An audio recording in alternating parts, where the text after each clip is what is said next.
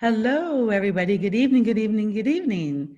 Thank you so much for joining us tonight. This is Desiree Dubois, founder of An Empowered Woman and Homework.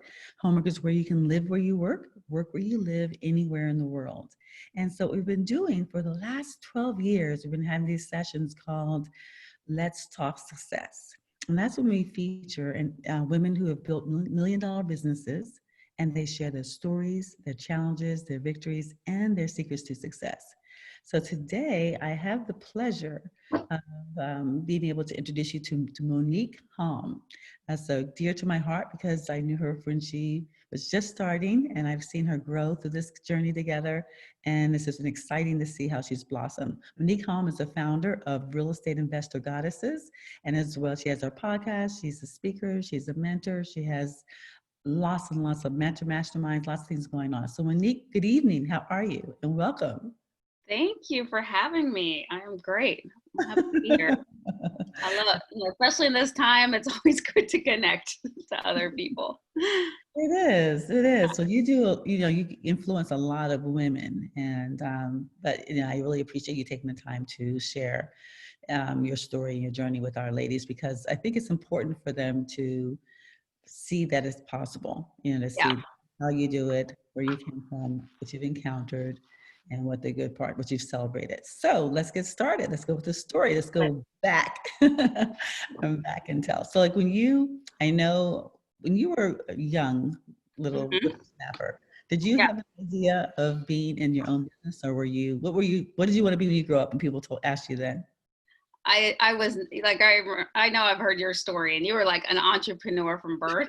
That was not me. I got the story. What I was told was success was, you go to college, you go to graduate school, and then you become a doctor, lawyer, professor, engineer. Like that was it.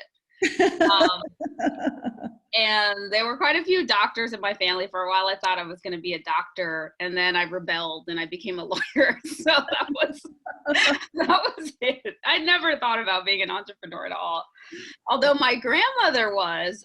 She owned, so my parents are from Haiti. My grandmother owned a chain of department stores in Haiti. So Wow. she was a very successful entrepreneur. Her sister was, my great aunt was a major real estate developer and developed a lot of port-au-prince in Haiti. But Wow.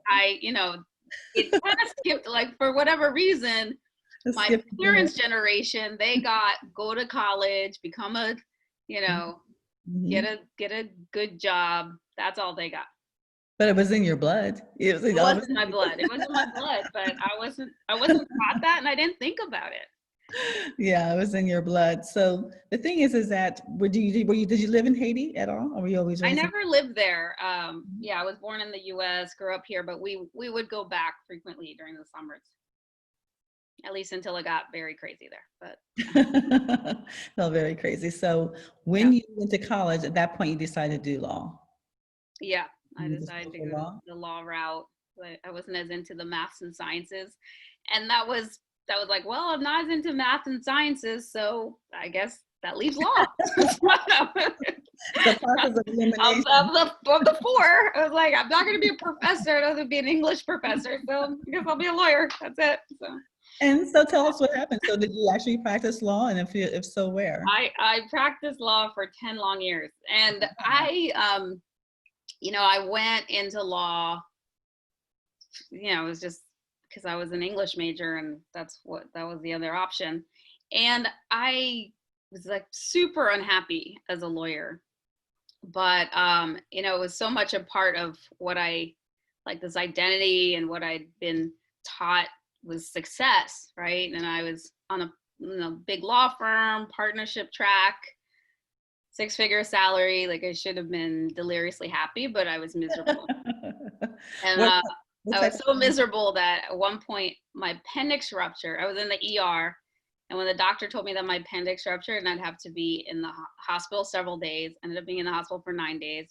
And then he said, you're going to have at least 30 days at home to recover afterwards. My first thought was, oh, thank God I don't have to go to work. So at least 30 days. Like, it was, you might as well have told me, like, I want, like, you want an extended vacation away from health, right? So I was just like, I'd rather be in bed than to be at work. I know, I'd rather be in the hospital with a life-threatening, excruciating illness.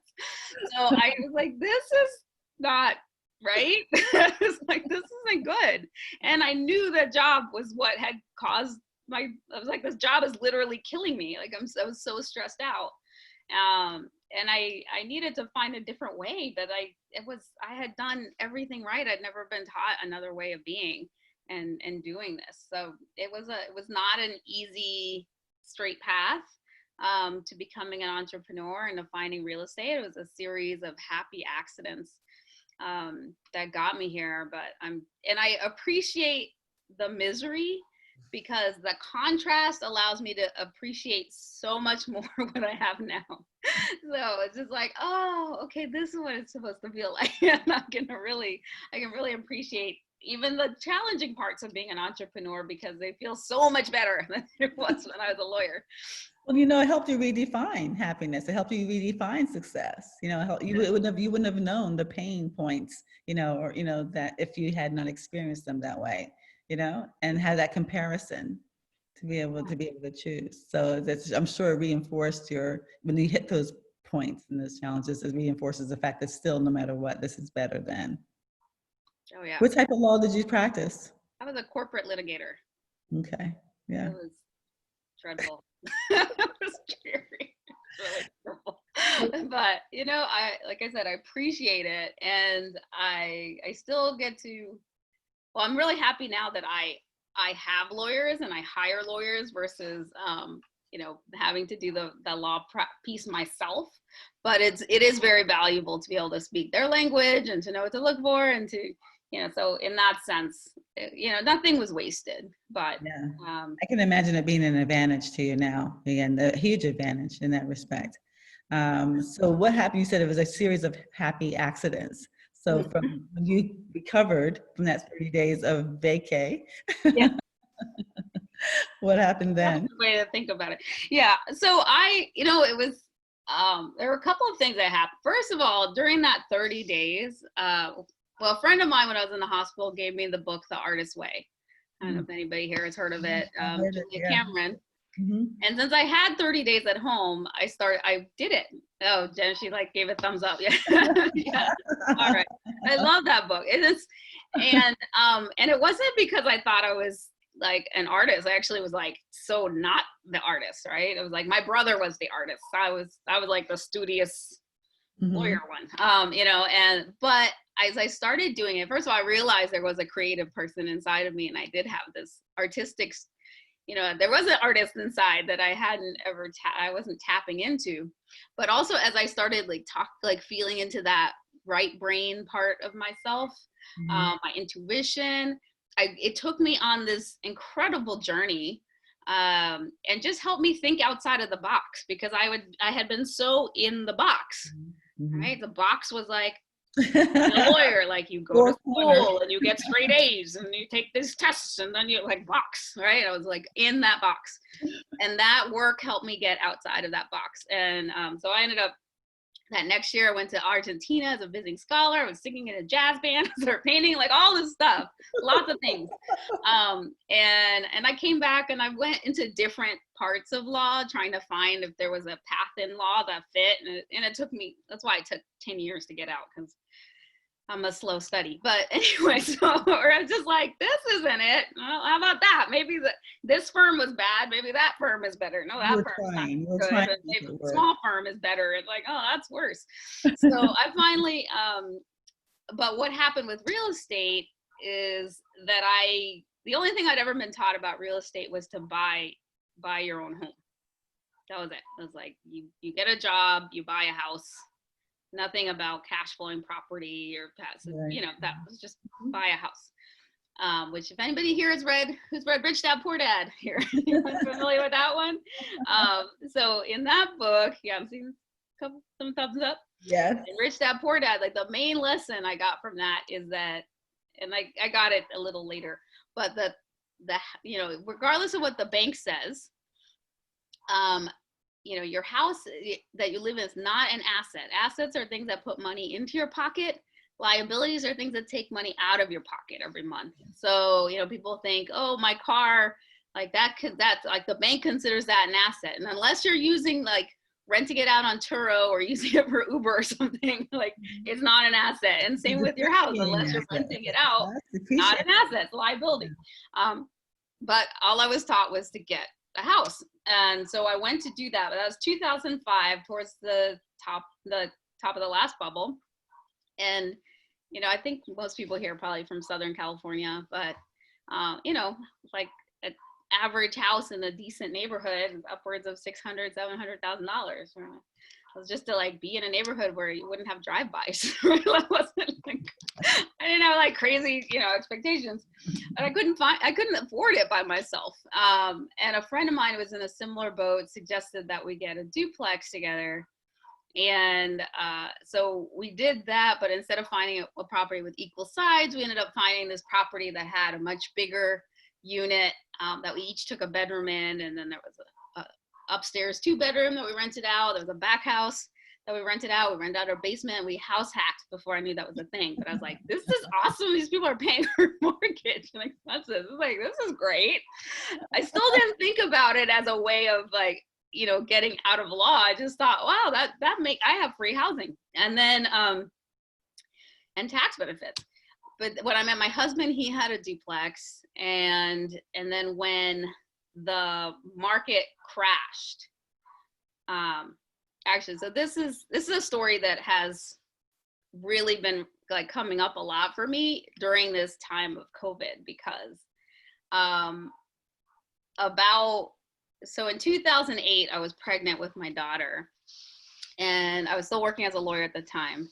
And when I was about 5.5 months pregnant, and I literally, like, my belly had just popped out, I just looked pregnant. I just told my boss, I was in a small firm, I just told him the week before that I was pregnant. He called me in and I was expecting a bonus, and instead I got fired. And that was, and now I realize he gave me a huge gift, but at the time it didn't feel that way. And since I was so pregnant looking, I thought, okay, nobody's gonna hire me right now. I'm gonna just wait until after I give birth, a short maternity period, then I will look for a job.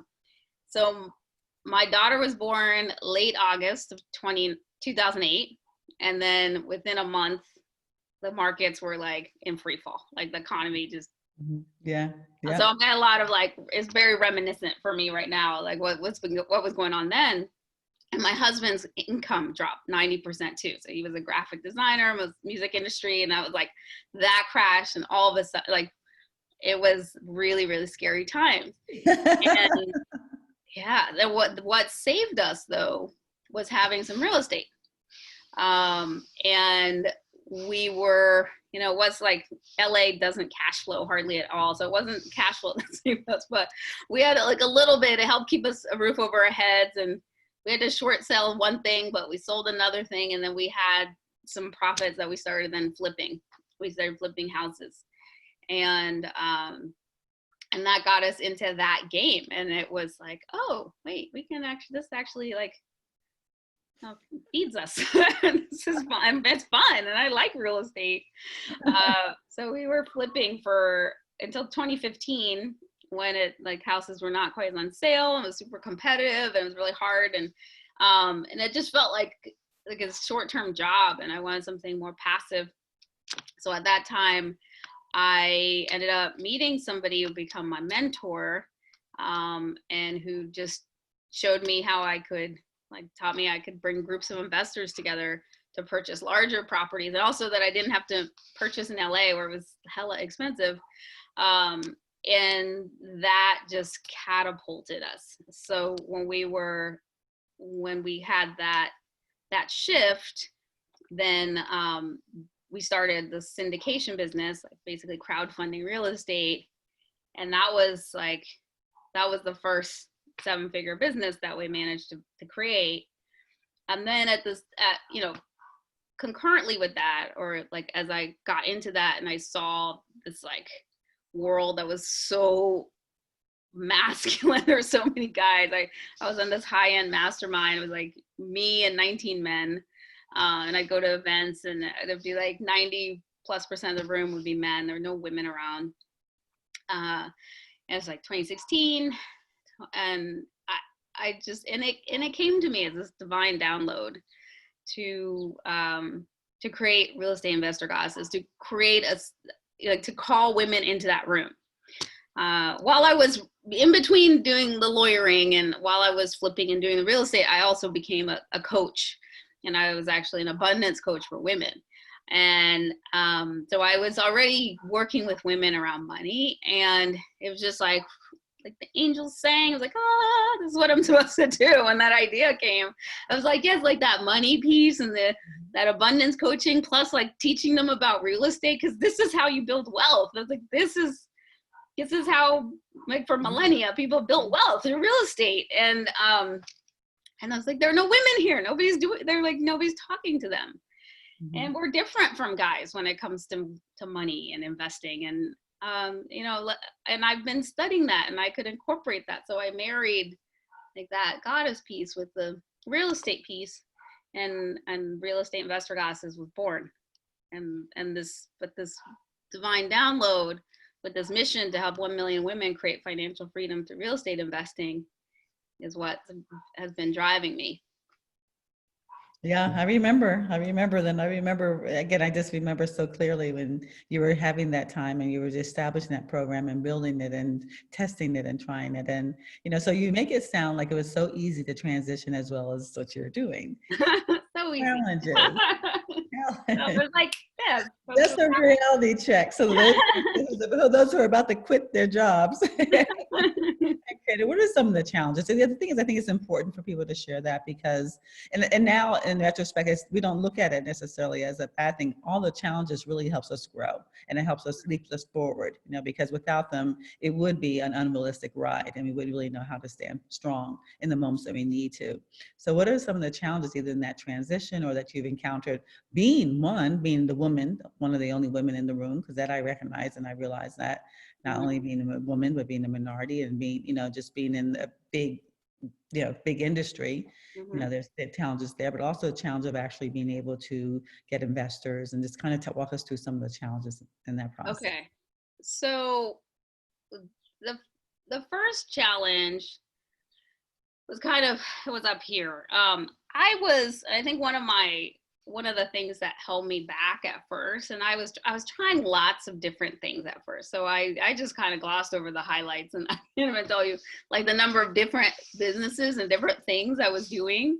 And at one point when I was first starting Real Estate Investor Goddesses, I was also like working on an app for parents, like I had a checklist app for parents that I was working on with my brother. So I was like, we had that company, and then I was trying to do Real Estate Investor Goddesses and flipping, and I got a yoga teacher. So I was teaching yoga, and I was doing Reiki because I was a Reiki master, and I was like, and I had this other, so I was teaching like feng shui stuff, and I was just all over the place. And in certain ways, it was like, let me just try anything to make it stick and make money, and it was just like the real estate was working, and that was kind of doing its thing, but all these other businesses I was trying, I was like, okay, like, and my energy was completely scattered.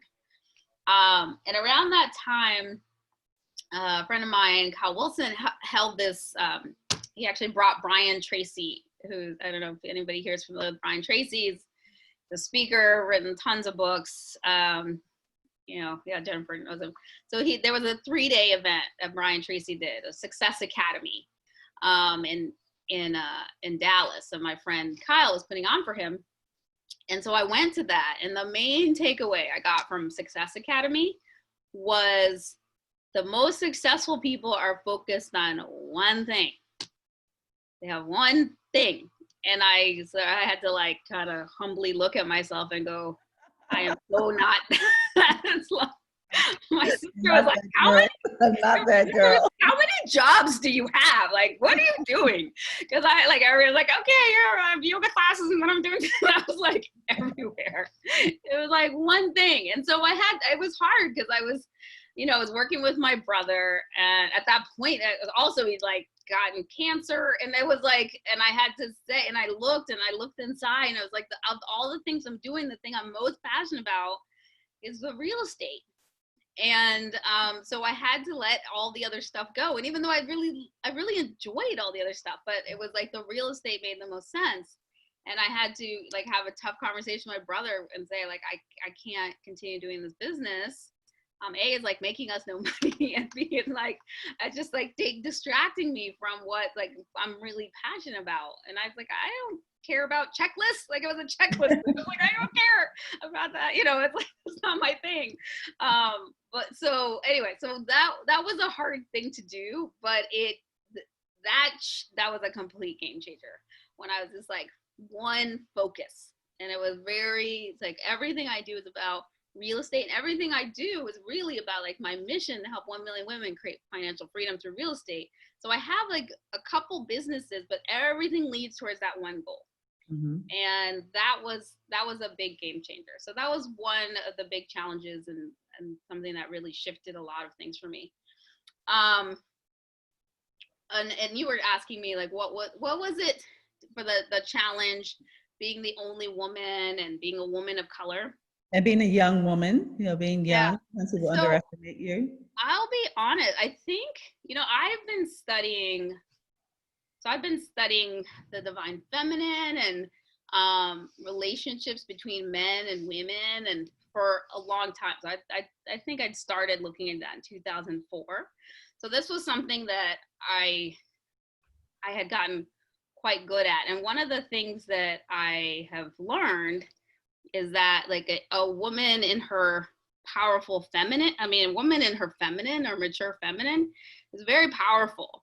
And so I love being in rooms of men, because I know like men are wired, they are wired to help women. They like love to help women. They love to be our heroes. And so I'm very good at having men be their kings and be in their kingship, and like them like treating me like a queen. And so that was always a good, like, that's not a problem. And I love I love being around men. I'm drawn and like so like obsessed about helping women be successful in that way. But because I know that when women are empowered financially, with time, like we give back, and like an empowered woman, you're all about an empowered woman. An empowered woman changes the world. Yes. So I know the world has a lot of problems, but like the quickest way for me to help the world is to help women. Mm-hmm. I was like, if I can especially if I can help a woman financially, mm-hmm. I was like, if I can help her, like get her empowered financially, like she's off to the races, and then she's gonna go off and like save her part of the world. Mm-hmm. So that's why my focus is. But I actually love being around groups of men because I know how to work that room. Have them like have them work that room. Because they want to help, and and we can, and that's it's when you're in your feminine, it's a very powerful place to be, because men really are wired to help you, and they want to help you. So it's just like it's like, how do you show up in a way to allow that for it? So I could do that.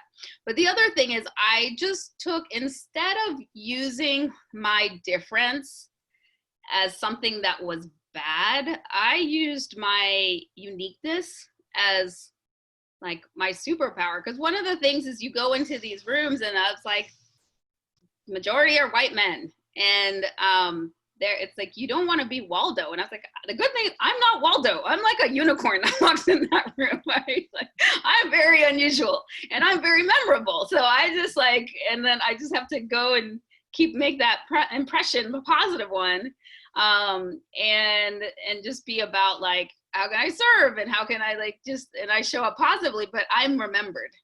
And I just used it instead. So I could have gone in my head and be like, oh God, I'm a young Black woman and they're not gonna, and I was like, no.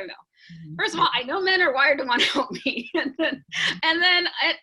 people want to help anyway. But and I was like, they're gonna remember me, and I'm gonna use that.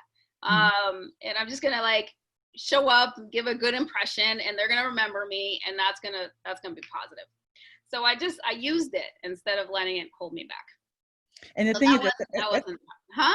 that's a really important though message though for ladies to do, because sometimes it's not even necessarily in the room with men or with a white man or this or that. It's just period. Some of the ladies, their own self-esteem, their own self-confidence, and I love that when you said it starts here.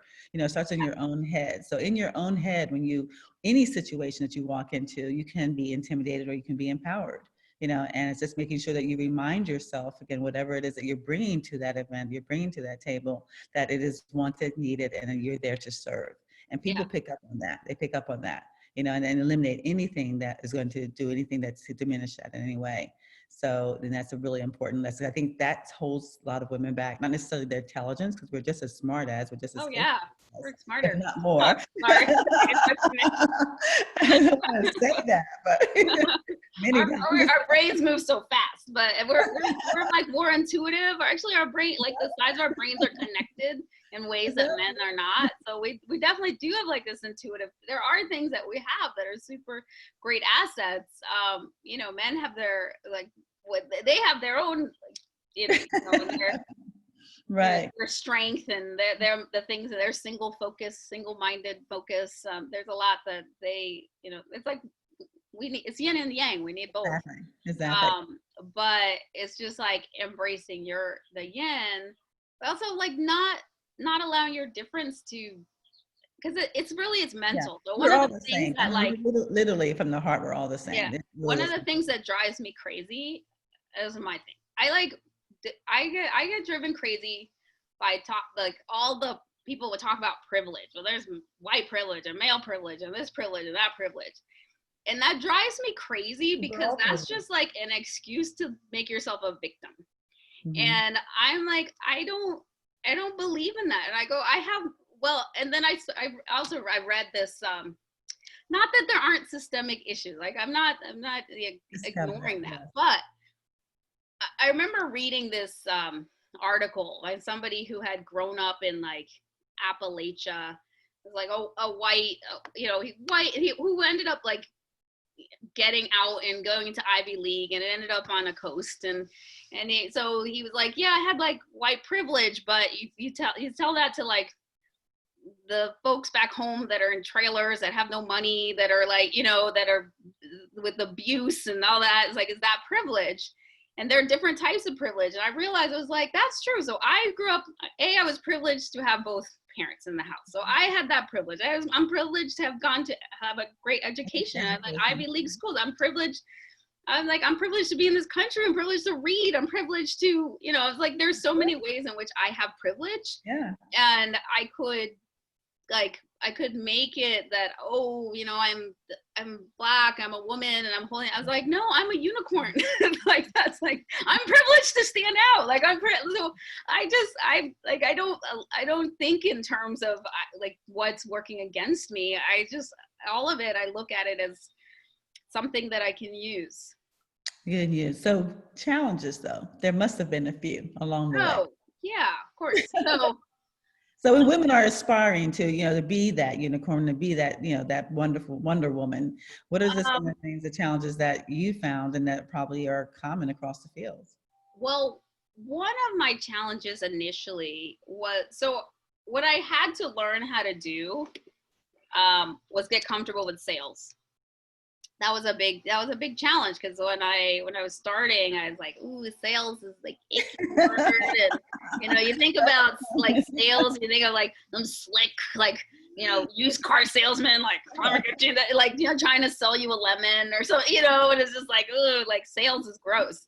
And so partly was getting over that and realizing that it's offering opportunities. It's not like trying to it's not about me. It's about like, okay, there's somebody and there might be something that I have that could help them.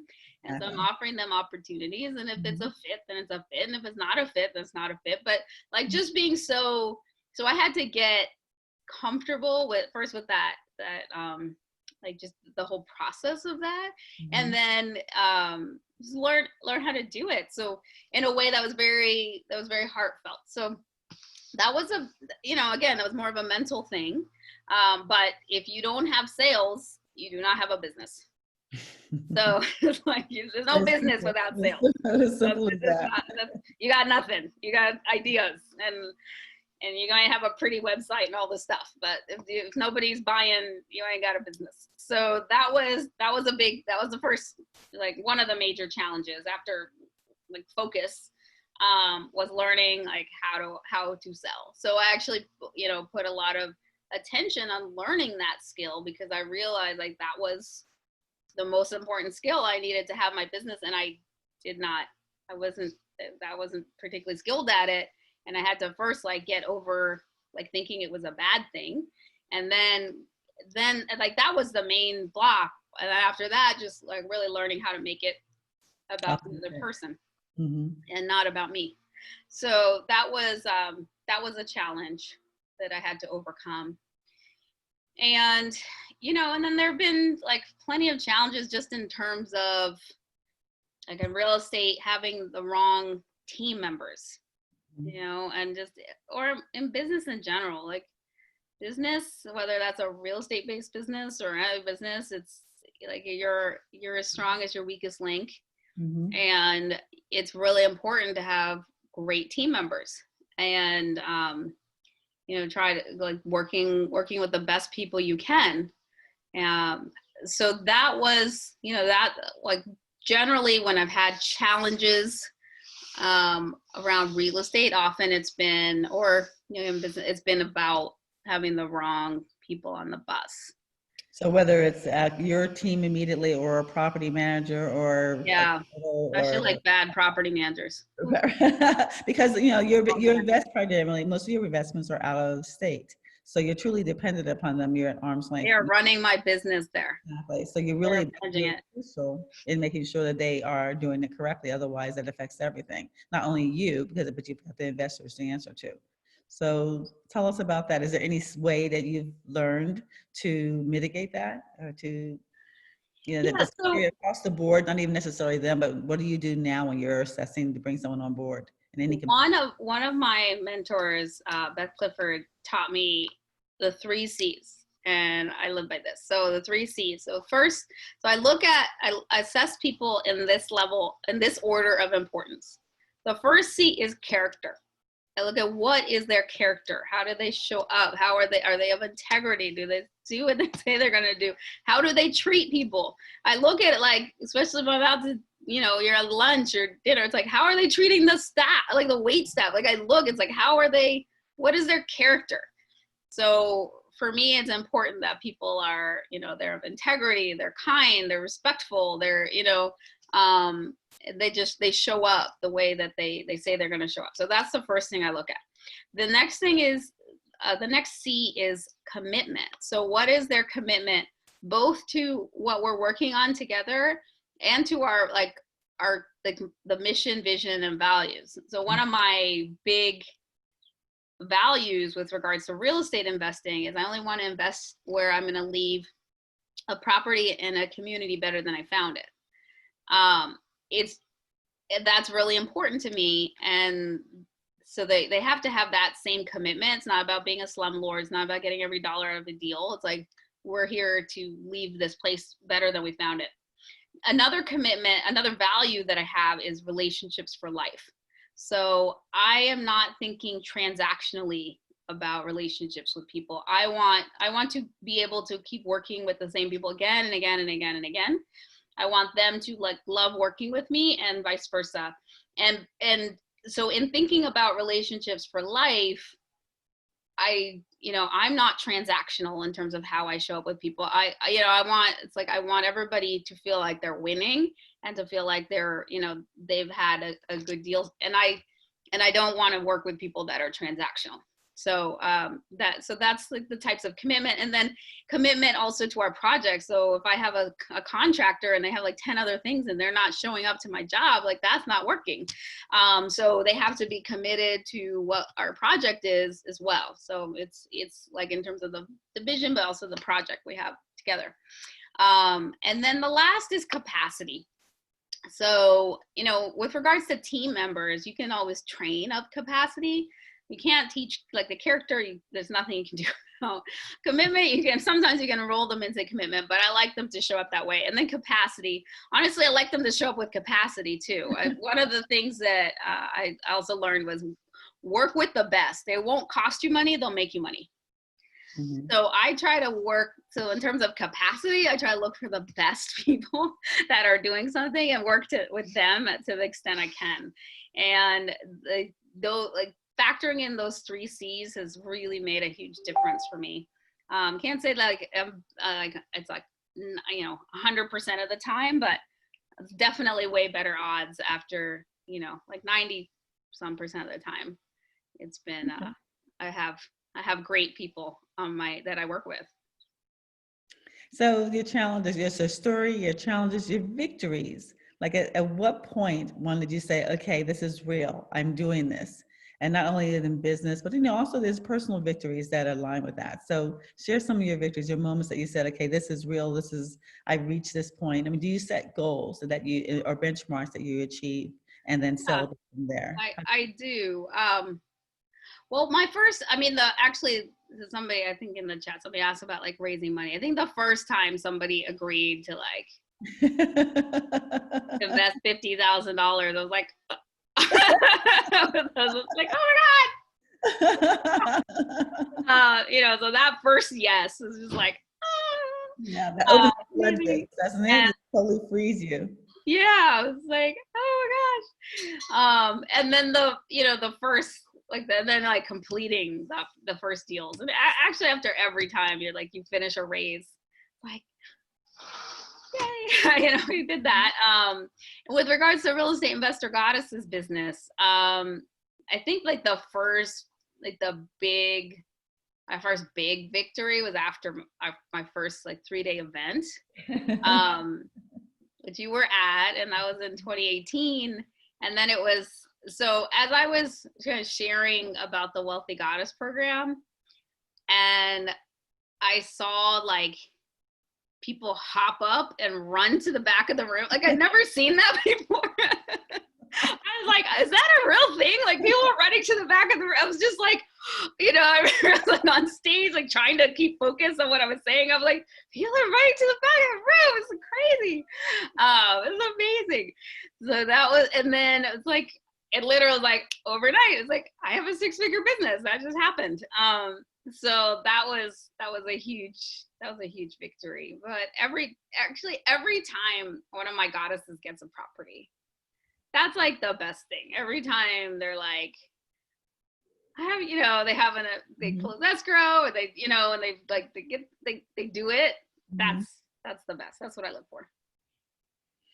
So you say your secrets to success. Now I also want to back up and let people really be clear on like your investors and your investments and even that structure of it, but there's secrets to success, and then we can tie into that. And then ladies, I want to remind you, if you have any questions, please post them in the chat box, because we'll allow time for Monick to be able to share that with us. Okay, so my secrets to success, I thought about this, I wrote this down. So my first secret is I like really trust my intuition. I have 100% faith in my intuition, in part because I've learned about the times when I've ignored it and how bad that turns out. But every time I trust my intuition, like I'm happy with the results. And so I have such faith, like I don't hesitate to trust that, like my intuition now. And it's my life GPS. It just knows the fastest way to get from where I am to where I want to be. And so I trust that 100%. So that's my first secret to success. The next one has to do with mindset. Like success is really like 80% here. Only 20% strategy. But one of the big things that's important, and this is something that I was talking to my mastermind about this month, was, we were talking about like how do you invite quantum leaps in your life. And because I feel like that first year where I went from like 2 doors to over 1,000 doors, I was like, that was a quantum leap.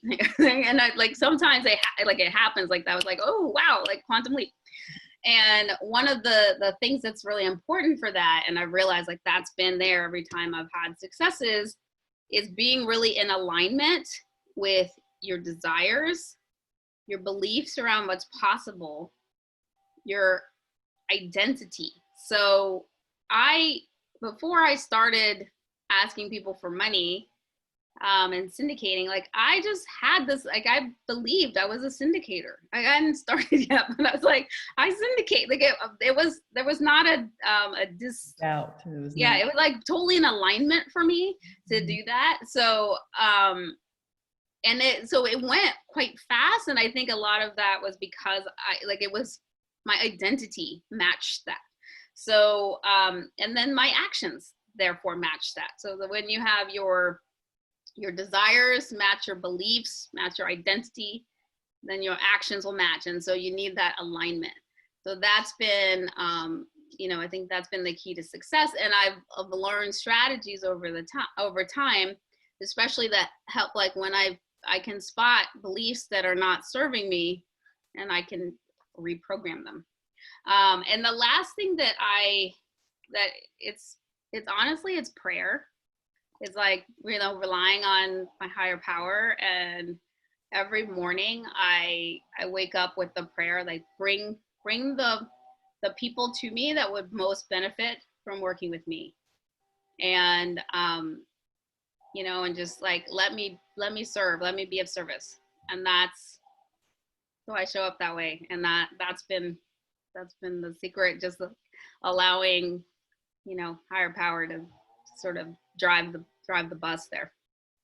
That's beautiful. It's beautiful that you recognize it. It's beautiful that you exercise it, because again, we hear it all the time. And whether we heard it even last week, we only was talking about the higher power, and that was her divine. And so however you acknowledge it, however you define it, just to be able to have that, because we need that, not only as women, but as people, we need to know that there's somebody else above us that's taking care of us, that's watching out for us, that's going to support us.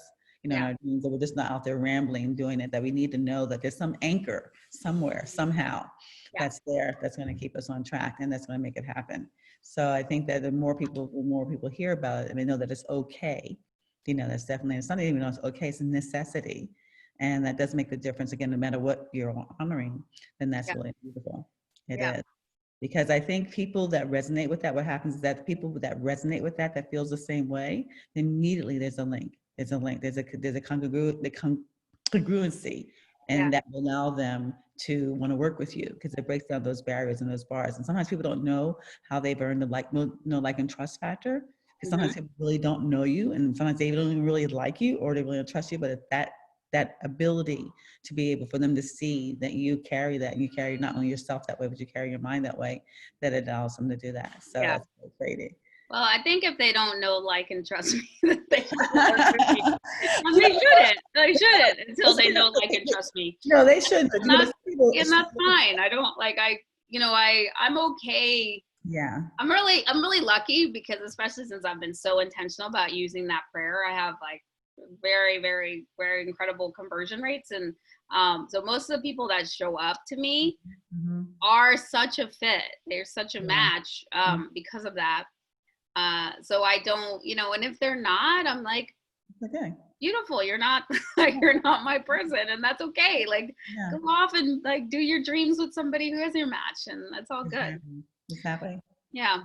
Yeah, but I was just, speaking more to like the people that just looking at the deal. There's always some people just looking at the deal and say, okay, I'll do this in spite of. But nobody wants. I don't think they do it in spite of. I think, nobody's going to write you a $50,000 check or $100,000 or 500 or whatever it is, or a million, as the biggest check I've gotten so far. Nobody's going to do that if they don't know, like, and trust you. Yeah. I mean, people aren't going to give you $10 if they don't know, like, right? Like, I mean, maybe they'll like they don't need to know and like and trust you that much, Right. but for $10, but definitely at the investor level, they're doing that because they know, like, and trust you, and that's it. Great. Fantastic. Well, then you've been able, again, that's part of how you show up is what allows them to do that, I and think so, because I show up with service, and I show up, I'm guided, and I show up with a relationships for life mentality. So people that are a match to me come to me. fantastic. Yeah. Awesome, awesome, awesome. I think it's been a wonderful journey, and I participated, and I know of your events, how you incorporate your podcast and your affiliates and your sponsors and the ladies in your mastermind and things of that type. So I know that you've incorporated marketing and skills, all the way through that. But I think some my power of 7 right at the very beginning of Real Estate Investor Goddesses, and that's where it helped me like figure out how do I create this brand and market myself. So you were very much a part of my journey. Well, thank you. But I also would acknowledge the fact too that you've always sought mentors and training. I think we talked the other day that you spent thousands, like maybe hundreds of thousands over the years. And hundreds. I spent 6 figures, multiple 6 figures. I've spent multiple 6 figures in the past 4 years. Yes, on training and things of that type. And see, and then people don't realize how valuable that is. People don't know what they don't know. So I heard you say you did it for your, for your sales. You've done it for your syndications. I know you've done it for even now Anthony Robbins. You've done it for Mark. You've invested in yourself. And that's, I think, the biggest message that a lot of the ladies say, well, how's this happening? How's that happening? You participate in masterminds. And I know that, people that charge a lot for. So you've invested in that. And it's not just what you have in your product and service, but you have to invest a lot into being with the right people and learning what you need to know. Because every one of those people say, well, I already know that, or I don't need that. I'm sure you walked away from every experience with something that you were able to monetize or be able to utilize to propel you forward. Yeah. Investing in yourself is actually one of your next biggest secrets to success, I think, to be on that list. That's true. That's true. I invest a lot in myself, and I think I've taken to heart, I think it's Warren Buffett that says, invest in yourself. It's like it's the best investment, right? Because you don't know what you don't know. And I know that I could shortcut a lot of pain and heartache by not having to try to reinvent the wheel. So, when I knew I needed to figure out sales, invest a lot in sales. When I was going to go in syndication, I invested a lot in syndication. I invested over $60,000 that first year to learn how to syndicate. You're right. For Tony Robbins, I invested six figures last year on that. And so, but it pays off. It pays off. It pays off. It's been a very multiple ROI, at least 10x all of my, investments in these things. So yeah, it does. Yeah. Okay, so let's open up the questions. Let's see what the ladies have. There are a lot in the chat. Okay, so ladies, I want to introduce you to Rika. Rika is going to be she's been our moderator this evening. I want to thank her for keeping this going. So can you see the questions, or I'd like for her to